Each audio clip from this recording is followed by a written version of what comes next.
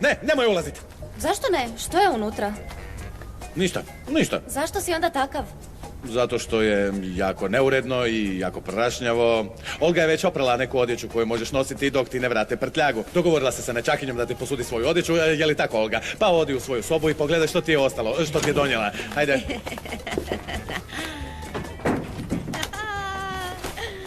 Imate li ključ? Ali jedini ključ koji je postojao ste vi uzeli sa sobom. Izgubio. Dobro, razumijem ako vi ne želite gledati stvari u prostoriji, ali ja moram ući svako malo i početi. Zovite brevara, ali ne dajte Violeti da uđe Ali unutra. prošlo je toliko vremena. Samo učini kako sam rekao. U redu. U redu je. Kada netko osjeća veliku bol i to toliko dugo čuči u njemu, onda se sve ovo dogodi.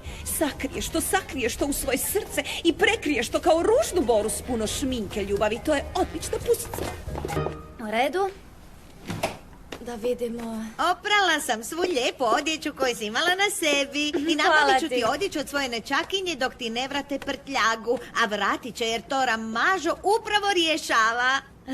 Još nešto? Napravila sam poseban kolač za tebe. Tvoj najdraži deser. Sjetila sam se, a? Samo za tebe tvoj najdraži deser. Zašto bi, Olga? Uvijek se selimo s jednog mjesta na drugo. Tako u krug. Ove puta može biti drugačije. Znaš, vidjet ćeš, Nada umire posljednja. Moram te pitati nešto. Što je u onoj tamo zaključanoj sobi? Ona na kraju... Ajde, vidi. Ovdje. Pa kako da znam što je u toj sobi? Kako? Ti uvijek znaš. Samo vješalice. Ostali smo bez vješalica. Moram brzo nabaviti vješalice.